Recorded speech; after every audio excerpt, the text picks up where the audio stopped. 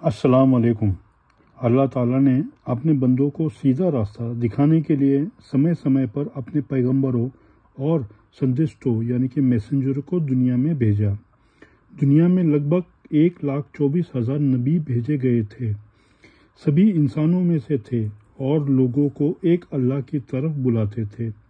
ان میں سے کچھ نبی ایسے تھے جن کو اللہ نے اسلامک کتابیں عطا کی تھی، جن کے مطابق وہ اللہ کے صحابوں کو سیدھا راستہ دکھاتے تھے۔ جن نبیوں کو اسلامک کتابیں ملتی انہیں رسول کہا جاتا تھا۔ حضرت محمد صلی اللہ علیہ وسلم بھی ان میں سے ایک رسول تھے جنہیں اللہ تعالیٰ نے قرآن جیسی مقدس کتاب عطا فرمائی۔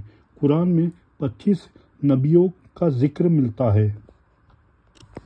اللہ نے وقت پر اپنے بندوں کو صحیح راستہ دکھانے کے لیے نبی اور رسول بھیجے جنہیں وقت وقت پر کتابیں عطا کی گئی تھی، جن میں سے 4 پرسدھ کتابیں کا ذکر قرآن میں ملتا ہے۔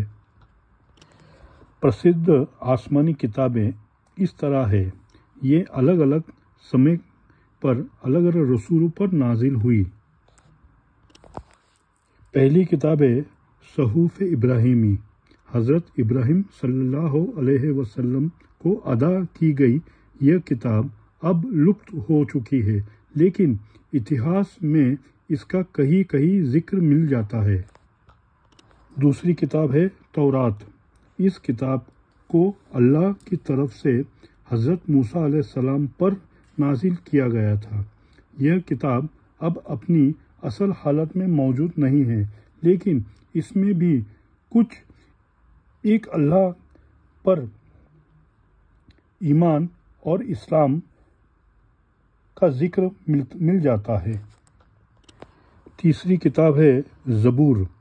یہ کتاب حضرت داؤد علیہ السلام کو عطا کی گئی تھی، جس سے یہ اپنے قبیلے اور ملک کے لوگوں کی رہنمائی کرتے تھے۔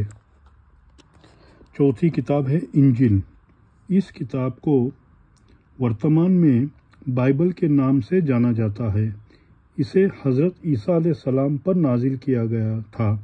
اس کتاب میں حضرت ابراہیم علیہ السلام سے لے کر بہت سے نبیوں کا ذکر مل جاتا ہے، اور اس میں سبھی بھی ہر کتاب کی طرح ایک اللہ اور اسلام کی مولبھوت شکشاؤں کا ذکر کیا گیا ہے۔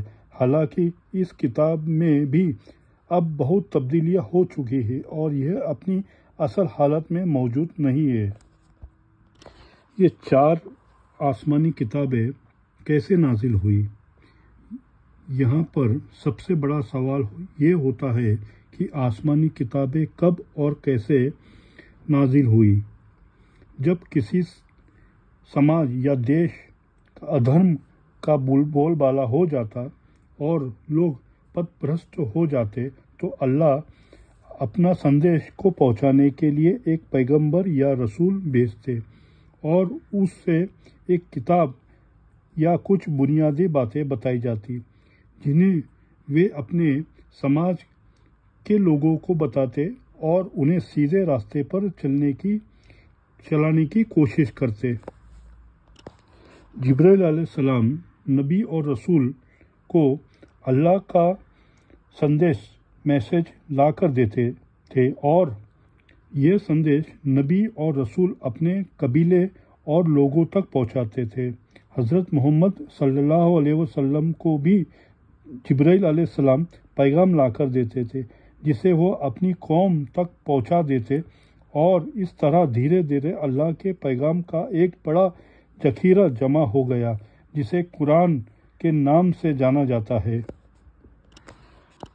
کیا مسلمان چاروں آسمانی کتابوں پر یقین رکھتے ہیں؟ مسلمانوں کے لیے اللہ کی طرف سے نازل کی گئی ہر کتاب پر یقین رکھنا ضروری ہے۔ اگر کوئی اللہ کی طرف سے نازل کی گئی ان کتابوں کو انکار کرتا ہے تو وہ اسلام کا انکار کرتا ہے۔ مسلمان تورات، زبور، انجیل اور قرآن چاروں پر یقین رکھتے ہیں اور یہ مانتے ہیں کہ سمے کے ساتھ قرآن کے علاوہ अन्य सभी किताबों में तब्दीलियां हो चुकी है। कुरान की हिफाजत की जिम्मेदारी खुद अल्लाह ने ली है, इसीलिए उसमें तब्दीलियां नहीं की जा सकती।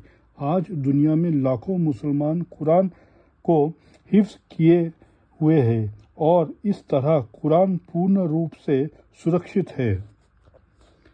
दोस्तों, अगर ये वीडियो अच्छा लगा है तो लाइक, शेयर, कमेंट ज़रूर करिएगा और आगे अच्छा वीडियो देखने के लिए सब्सक्राइब ज़रूर करिए और बेल आइकन दबाना मत भूलिएगा।